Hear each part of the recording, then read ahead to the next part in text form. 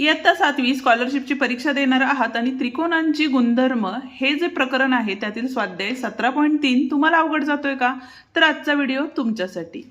आजच्या व्हिडिओमध्ये आपण हा स्वाध्याय पूर्ण सोडवून देणार आहे, त्यामुळे व्हिडिओ शेवटपर्यंत बघा. व्हिडिओ आवडला तर व्हिडिओला लाईक, शेअर आणि कमेंट करायला विसरू नका. आणि त्याचप्रमाणे जर चॅनलवर नवीन आणि पहिल्यांदाच असाल तर चॅनलला नक्की सबस्क्राईब करून बेल आयकॉन दाबा. तर मग बघूया पहिला प्रश्न काय आहे. पहिला प्रश्न काय सांगितलेला आहे बघा. आकृतीत त्रिकोण STD कुठं आहे बघा.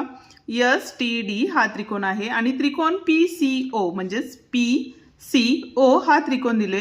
या दोन एकरूप त्रिकोणांच्या शिरोबिंदूची संगती STD एकास एक PCO अशी आहे, तर कोणत्या कोनांची जोडी संगत नाही असं विचारलेलं आहे. आता या ठिकाणी बघा, कोण S ला कोण P संगत असला पाहिजे, म्हणजे ही जोडी योग्य आहे. ठीक आहे, इथं D ला O आहे, D ला O आहे, हे पण योग्य आहे. नंतर बघा T ला काय आहे, C आहे, T ला C आहे आणि इथं D ला C आहे, D ला C, म्हणजे चौथा पर्याय या ठिकाणी काय आहे, बरोबर आहे. ठीक आहे, एक ट्रिक आहे समजून घेण्याची, म्हणजेच पहिल्याला पहिली जोडी, दुसऱ्याला दुसरी जोडी आणि तिसऱ्याला तिसरी जोडी असते. ठीक आहे, त्याच्यावरूनच आपण हा पर्याय योग्य आहे हे ठरवलेलं आहे. ठीक आहे, जाऊया आता दुसऱ्या प्रश्न. त्रिकोण ABC एकरूप त्रिकोण EDF असल्यास पुढीलपैकी कोणते विधान चूक आहे असं सांगितलेलं आहे. ठीक आहे, आता या ठिकाणी बघा AC एकरूप म्हणजेच बरोबर FE दिलेला आहे. AC आणि FE म्हणजे पहिला पर्याय बरोबर आहे. कोण A ला कोण E, A ला E बरोबर आहे. C कोणला F कोण म्हणजेच बघा C ला F कोण हे सुद्धा बरोबर आहे. आणि रेग AB ला DF, AB ला DF आहे का इथं, नाही, तर ED यायला पाहिजे, म्हणजे चौथा पर्याय या ठिकाणी बरोबर आहे. म्हणजे चुकीचा आहे पण उत्तर म्हणून चौथा पर्याय या ठिकाणी बरोबर आहे. ठीक आहे, तिसरा प्रश्न काय सांगितलेला आहे बघा. त्रिकोण ABC मध्ये O हा लंब संपात असून कोण ACB म्हणजेच कुठला बघा ACB, C कोण हा किती दिले, 42 दिलेला आहे. ठीक आहे, आणि काय सांगितलेले आहे तर माप कोण AOB काढायचा आहे, म्हणजेच कुठला बघा AOB हा कोण आपल्याला काढायचा आहे. ठीक आहे, आता या ठिकाणी जर विचार केला तर इथं बघा हा कोण कितीचा आहे, 42 आहे, बरोबर आहे. मग इथला कोण सुद्धा किती असणार आहे, 90 अंशाचा असणार आहे. मग राहिला कोण B आणि C, तर हा सुद्धा किती असणार आहे बघा, 90 अंशाचा असणार आहे. या दोन्ही कोणांच्या मापांची बेरीज.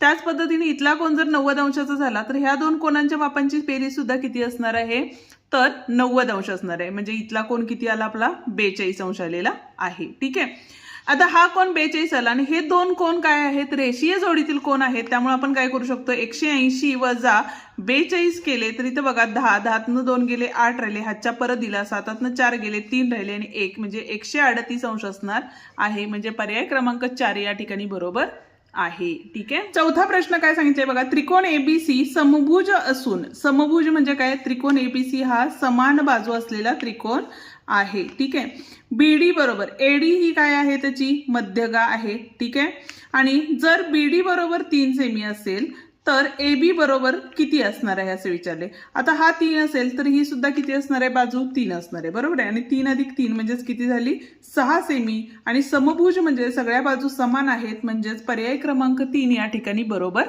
आहे. ठीक आहे, पाचवा प्रश्न बघतोय. काय सांगितले बघा. सोबतच्या आकृतीत 6 समभुज त्रिकोणांचा मिळून बनलेला एक सुसम षटकोन दर्शवला आहे. त्या त्रिकोणाच्या एकरूप भुजांवर एकाच प्रकारच्या खुणा केल्या आहेत. त्यावरून त्या आकृतीत एकरूप त्रिकोणांच्या एकूण किती जोड्या आहेत असं विचारलेलं आहे. आता या ठिकाणी बघा, जर रेषांचा विचार केला तर या एकूण ह्या किती रेषा आहेत, आपल्या 6 आहेत, बरोबर आहे. दुसरी गोष्ट 1 2 3 4 5 आणि या सुद्धा किती आहेत, 6 आहेत. ठीक आहे, अशा वेळेला आपण त्रिकोणी संख्यांचा जर वापर केला तर त्रिकोणी संख्यामध्ये काय करतो आपण, 6 गुणिले 6 वजा 1 म्हणजे 5 आणि भागिले 2 करतो. तर या ठिकाणी बघा, तर बेके बे, बेत्रिक 6 आणि 5 त्रिक किती झाले, 15 झाले. एक तर असं करू शकतो, आपले एकूण त्रिकोण किती आहेत, 6 आहेत, बरोबर आहे. म्हणजे 6 त्रिकोण गुणिले 5 भागिले 2 केले तर या ठिकाणी उत्तर किती मिळालेलं आहे आपलं, 15 हे उत्तर मिळालेलं आहे. म्हणजेच पर्याय क्रमांक 3 या ठिकाणी बरोबर आहे. आता पुढचा प्रश्न काय सांगितलेला आहे बघा. तर पुढीलपैकी कोणत्या त्रिकोणाचा शिरोलंबाचा, कोन दुभाजकाचा व मध्यगा संपात बिंदू एकच असतो, तर तो आहे आपला समभुज त्रिकोण. म्हणजेच या ठिकाणी बघा चौथा पर्याय या ठिकाणी बरोबर आहे. ठीक आहे. 7वा प्रश्न बघा, सोबतच्या आकृतीत त्रिकोण एबीसी व त्रिकोण डीसीबी कोणत्या कसोटीनुसार एकरूप आहेत. ठीक आहे. आता या ठिकाणी बघा कुठला त्रिकोण दिलेला आहे एबीसी आणि दुसरा आहे आपला डीसीबी. या ठिकाणी बघा ह्या रेषेला ही रेषा एकरूप आहे, या रेषेला ही रेषा एकरूप आहे आणि दोघांच्यात सामायिक बाजू कुठली आहे तर बीसी ही सामायिक बाजू आहे. त्यामुळे बा बा बा कसोटीनुसार हे दोन्ही त्रिकोण काय आहेत एकरूप आहेत. ठीक आहे. 8वा प्रश्न बघा, सोबतच्या आकृतीत दिलेल्या माहितीवरून त्रिकोण PQR व त्रिकोण SQT पुढीलपैकी कोणत्या कसोटीनुसार एकरूप आहे. त्याचं उत्तर तुम्ही मला कमेंट करून नक्की सांगा. आणि जर तुम्हाला त्रिकोण एकरूपतेच्या कसोट्या माहिती नसेल तर त्याचा स्पेशल व्हिडिओ आपल्या चॅनलवरती आहे, तो तुम्ही बघू शकता.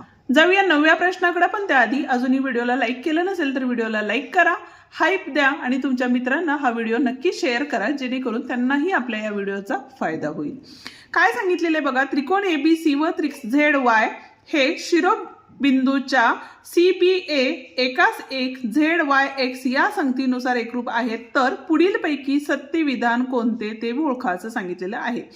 ठीक आहे. आता या ठिकाणी बघा, बाजू AB ला XY बरोबर आहे, BC ला YZ हे सुद्धा बरोबर आहे आणि बाजू AC ला XZ हे सुद्धा विधान बरोबर आहे. म्हणजे पहिलाच पर्याय या ठिकाणी बरोबर आहे. ठीक आहे. आता जाऊया पुढच्या प्रश्न. 10वा प्रश्न काय सांगितलेला आहे बघा, या ठिकाणी त्रिकोण एबीसी व त्रिकोण XYZ हे BAC एकास एक ZYX या त्यांच्या शिरोबिंदूच्या संगतीनुसार एकरूप आहेत, तर पुढीलपैकी कोणते विधान सत्य आहे. ठीक आहे. इथं बघा, B ला Z, A ला Y आणि C ला काय असतं X असतं. A ला X आहे का नाही, त्यामुळे पहिलंच विधान चुकीचं आहे. दुसऱ्यामध्ये A ला Y आहे. त्याच्यानंतर B ला Z आहे का आहे, C ला X आहे का आहे, म्हणजे दुसरं विधान या ठिकाणी काय आहे बरोबर आहे. लक्षात घ्या कसं करायचंय. इथं BAC असेल, एकास एक संगत ZYX जोडी करताना पहिल्याची दुसऱ्याची आणि तिसऱ्या कोणाची जोडी करायची म्हणजे लक्षात येईल. ठीक आहे. बाजूंचं पण तसंच, पहिली दुसरी शेवटची. ठीक आहे. पहिली शेवटची ही झाली आपली बाजूंची जोडी. 11वा प्रश्न बघतोय, काय सांगितलेलं आहे बघा, सोबतच्या आकृतीत रेघ YN व रेघ ZM हे कोण दुभाजक असून ZN आणि YN हे काय कोण दुभाजक आहेत. कोण X बरोबर 62 आहे, तर कोण MTN म्हणजेच कुठला बघा MTN हा कोण किती आहे तो आपल्याला काढायचा आहे. ठीक आहे. जर आपण इथला कोण काढला तर आपल्याला हा विरुद्ध कोण असणार आहे, त्यामुळे तोही मिळून जाणार आहे. आता हा पूर्ण कोण जर काढले तर या ठिकाणी बघा X अधिक X म्हणजेच किती असणार आहे X अधिक X आणि इथं काय असणार आहे बघा Y अधिक Y घेतले आणि अधिक 62 बरोबर 180 आले. ओके. मग आता इथं X अधिक X आणि हे म्हणजे 2X अधिक 2Y बरोबर काय असणार आहे 180 वजा 62 म्हणजेच किती राहिले 8. हातच्याला 1 दिला, इथं राहिले किती 8तनं 7 गेले, 1 राहिले आणि हे 118 राहिले म्हणजे 2X अधिक 2Y बरोबर 118. जर बघा इथल्या कोणांचं फक्त काढायचं झालं तर X अधिक Y येऊ शकतं. म्हणजे इथं काय आले बघा X अधिक Y बरोबर ह्याला दोन्ही भागलं, 2×5 = 10, 2×9 = 18, 59 आलेला आहे. ठीक आहे. आता या दोन कोणांच्या मापांची बेरीज 59 आली, मग इथला कोण किती असणार आहे तर 180 वजा 59 केले तर इथं बघा 1 आले, 8तनं 6 गेले, 2 राहिले आणि हे 121 आला. इथला कोण 121 असेल तर याचा विरुद्ध कोण सुद्धा 121 असणार आहे. म्हणजे पर्याय क्रमांक 2 या ठिकाणी काय असणार आहे बरोबर असणार आहे. ठीक आहे. रेषाखंड AM ही त्रिकोण ABC ची मध्यगा आहे. या पुढीलपैकी कोणता निष्कर्ष निश्चितपणे करता येईल. तर आता यामध्ये बघा त्रिकोण ABC हा जर घेतला आपण ABC घेतला आणि AM ही काय आहे आपली मध्यगा आहे, तर कोणता निष्कर्ष सांगता येईल आपल्याला तर BM बरोबर काय असणार आहे MC किंवा CM असणार आहे. म्हणजेच पर्याय क्रमांक 3 या ठिकाणी काय आहे बरोबर आहे, कारण ही मध्यगा असल्यामुळे बाजू काय होते दुभागते. ठीक आहे. आणि त्याच पद्धतीने जो 13वा प्रश्न आहे तो तुम्ही सोडवणार आहात आणि त्याचं उत्तर काय येईल ते तुम्ही मला कमेंट करून सांगणार आहात. आजचा व्हिडिओ या ठिकाणी संपतो. हे प्रकरण या ठिकाणी संपते. हे प्रकरण तुम्हाला समजले का ते कमेंट करून नक्की सांगा. व्हिडिओ आवडला असेल तर व्हिडिओला लाईक, शेअर आणि कमेंट करायला विसरू नका. आणि त्याचप्रमाणे जर चॅनलवर नवीन आणि पहिल्यांदाच असाल तर चॅनलला नक्की सबस्क्राईब करून बेल आयकॉनही दाबा. धन्यवाद.